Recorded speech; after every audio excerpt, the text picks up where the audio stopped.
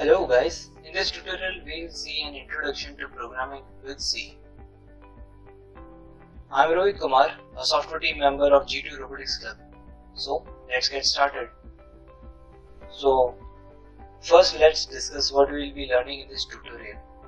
We will start with C programming structure, header files, the main function, comments, data types, variables, input output and loops. So let's start by talking about the C language. So basically C is a general purpose programming language. It was developed by Dennis Ritchie in 1972. It is the most widely used and known programming language. Also, it is one of the earliest developed programming language that is used and is popular still now. The reason for this is C is a procedural language.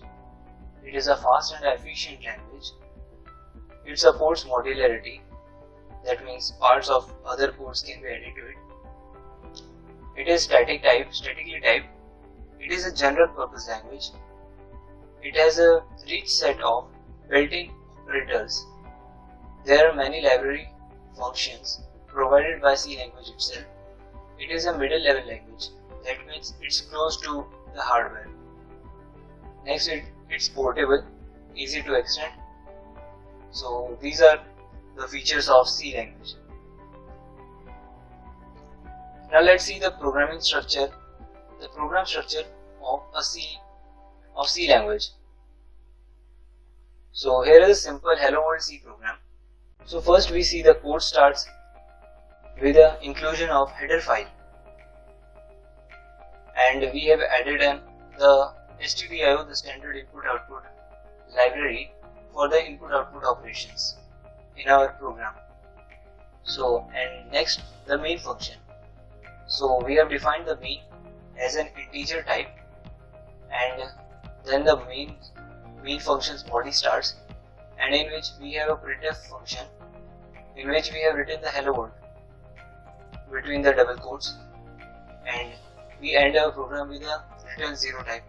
We have written this because our main function is of integer type, so we have to return 0, and the program body ends with the closing bracket of curly bracket. So we saw the programming structure of a C program. This is a simple program to print hello world. So now let's talk about the header files that we have included in our program in the starting. So a header file is a file containing C declarations and macro definitions to be shared between several source files. We can use them in our program by including it with the C preprocessor directives #include followed by the header file name. Talking about the preprocessor, it is a macro processor that is used automatically by the C compiler to transform your code before actual compilation.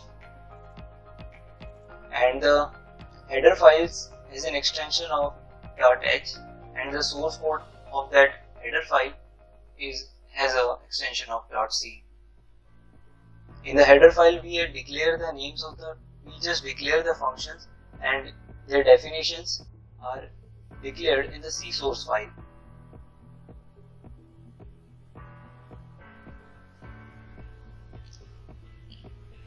So our main function, the main function is a very important function of your code. The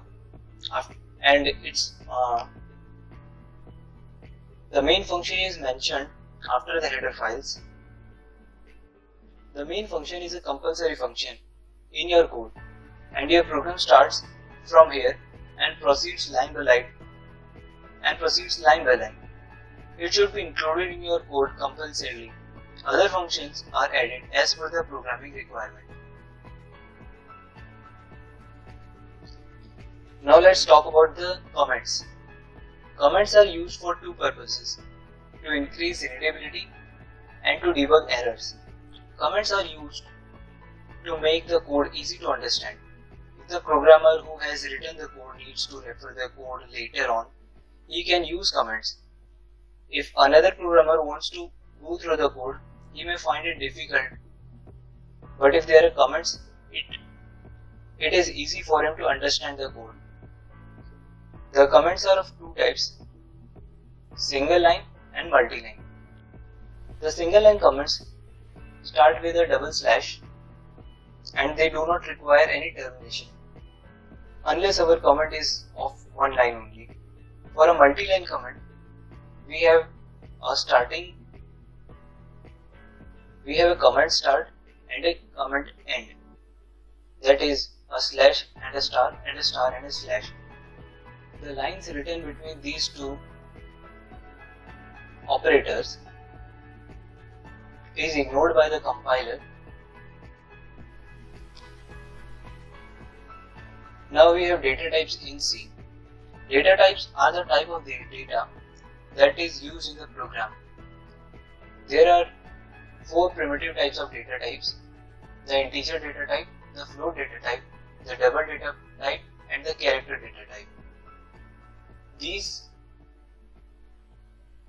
primary data types can be aggregated to form arrays. The arrays we will discuss in our later parts of the course. Other than the primary data types, a user can define his own data types by the structures and the enum functions. Moving on, we'll talk about the variables. Variables are data types that will keep on changing. As the name suggests, they vary. You can consider them as a container of predefined data type, in which we store data. And then, as the name suggests, variables are things that can vary or change. So we have the So let's see the declaration and definition for our variable. So first we mention the data type, then we write the variable name. After that, we can choose to assign a value to the variable name directly here, or else we can assign its value in the definition. So the definition, we write the variable name on the left hand side and the value to be stored in the variable on the right hand side.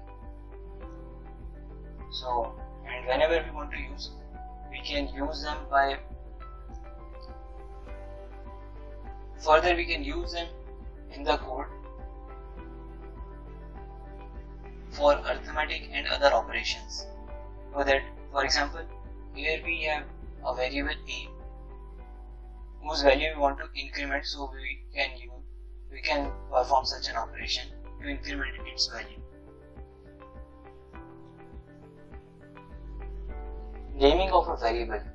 The naming of a variable is an important part because it may cause many errors. The name of the variable should be decided by the programmer, keeping the following things in mind. The variable name should not be a reserved keyword. The variable should start with a letter or an underscore. The variable cannot be a number or any special characters. Also, variable names are case sensitive. Okay friends, so now let's see what is the scope for a variable. So variables can have their scope depending on where they have been declared. For example, I have used different variables in this program. The variable 0 has been declared outside the main and any function, so it is a global variable. We can specify it but it is not compulsory. It is by default declared as a global variable and it is accessible by any function or main or any function of the main. Now we have the variable 1 declared inside the main function. Its scope is only in the main function and the function inside this main function. As you can see, I have used the for loop and variable 1 has been used inside it. also inside the for loop I have declared a variable 2 which is accessible only inside this for loop and not outside and not in the main function. After that I have a variable 3 which is declared inside a function, so it is accessible only inside this function and not anywhere inside this function. One more thing to note,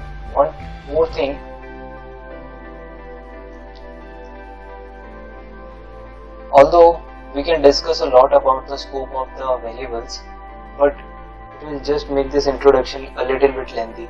I highly encourage you, if you are interested to know more, you can search on the website, on the internet, or you can refer some good books. Now let's see what are the conditional statements. So the conditional operators like if-else allow programmer to control the flow of program by checking specific conditions before including a specific part of the code into the program sequence. So whenever a condition is true, only then the statement inside if is executed. Similarly, if a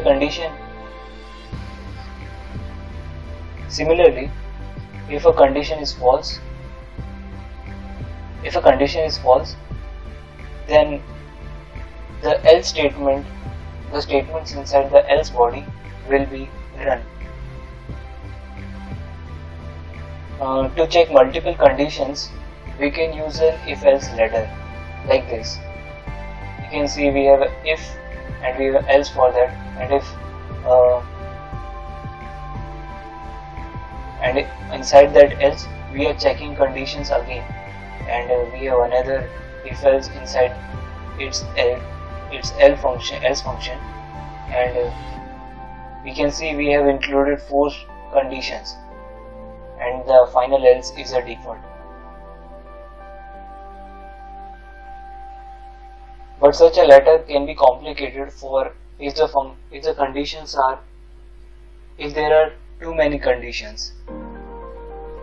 For a practical approach, we can use a switch operation provided by the C itself. In this switch operation, we check a variable with the different cases. If the variable matches with the case 1, the statements defined in the case 1 will be executed. Similarly for the case 2, and if none of the cases is matched with the variable, then the statements inside this default section will be executed. Now let's talk about loops. Loops are very important part of a program. Loops are the key concepts in a programming language. It executes a block of the statements a number of times until the condition becomes false.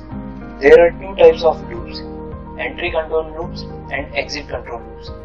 By default, we have 3 types of loops provided in the C language itself: the for loop, the while loop, and the do while loop. The for and the while loop are entry control loops, while the do while loop is an exit control loop. We will see this in the next slides. Now let's see the for loop. The for loop has a declaration like this. We have an initialization part, and we have a condition checking and the increment of the variable. The statements inside this for loop will be executed until the condition declared here is true, until the condition checking here becomes false. Do not becomes false. We can see an example of how we can implement this in our code. We have a for loop.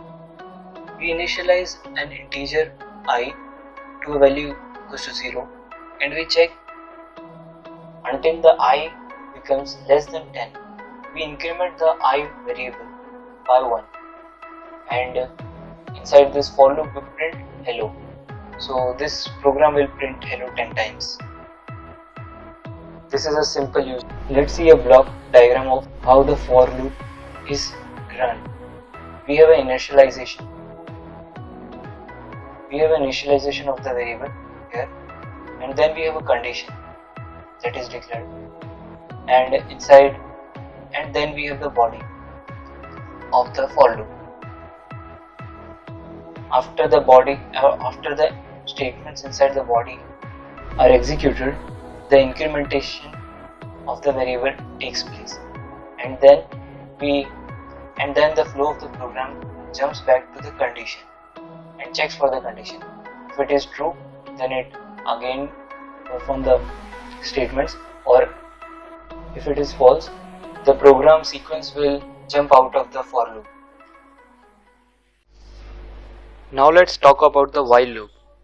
In the while loop, we do not need to mention a initialization or incrementation. We just have to write a condition. If the condition is true, the statements inside the while body are run. If it is false, it stops and jumps out of the loop. We can see an example. We have variable a and we check while a is not equals to 0. So when until a is equal to a non-zero value, the loop will keep on running. Inside we have a printf function, and we print out the value of variable a,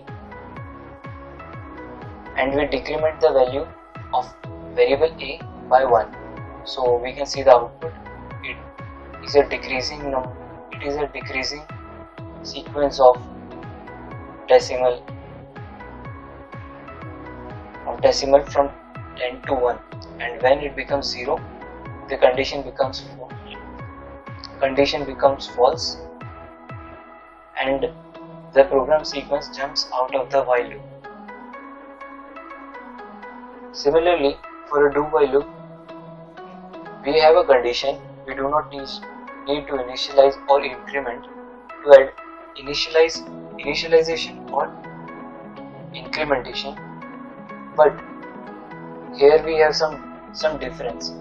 First, the statements are executed without checking any condition, and then we check the condition. If we want to repeat the statements again, we have so let's see an example. We have I equals to 10 and we perform. So without any condition, the program sequence enters the loop and print out the value of I and decreases the value of I, and after that we check if the value of I is not equals to 0. If this condition is true, the program sequence will execute this task again, and when it becomes false, it comes out, and we can see the output is similar, but you get the point that we can use this for a different scenario. So let's see the difference between the while and the do while loop. So in the while loop, we first check the condition, we enter the body, and the iteration happens, and we again check the condition. For if it is true, we again execute the operations inside the body, or else we jump out. In a do while loop, we first run the task inside this body in this loop, and then we check the condition becomes true or false. If it is true, we again do that, and if false, the program sequence just exits out of the loop and continues further in the program. Now let's see the input-output operations, which are a very important part of C programming. So, input-output, very important feature of C. Input-output is performed with the use of standard input-output library, the stdio.h, that we have seen in the starting slide. For input, we have the scanf function, and its declaration is like this. We have inside the double quotes we write %nt. D stands for the decimal that defines the data type of the variable, and we have the address, and we have an AND that represents the address of it. So when we read a decimal number and store it into the A variable. For output, we have printf function, where we have inside the double quote we write the decimal, we write %d and the variable we want to print, name of the variable we want to print. So we saw how input-output is used. Now let's see what are the operators. So operators are important part of C, and in C we have various operators that we'll be using in our programming. These allow us to perform operations on variables.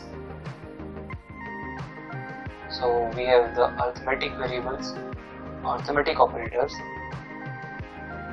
These are the arithmetic operators: the addition, subtraction, multiplication, division, and the modulo operator. The modulo operator returns the remainder of the division. Then we have the relational operators, which check the relation between two variables. You can see this. Then we have the logical operators, which check the logical relation between two variables. This is the AND, logical AND. This is the logical OR, and this is the logical NOT. Then we have bitwise operators. These are used to perform logical operations in the binary form of the variable. Then we have the assignment operator, which is used to assign a value to a value. Then we have the compound assignment operators. These are used as a shorthand for the different operators. For example, if you want to add a value, if you want to add a 1 to a value of a variable x, instead of writing this whole statement, we can just write a shorthand for this addition operator, and this will perform the same operation. Then we have the shift operators, which are used to perform binary left and a right shift on the variables. These are very rarely used in the programming. So thank you guys. That's all we have for this part 1.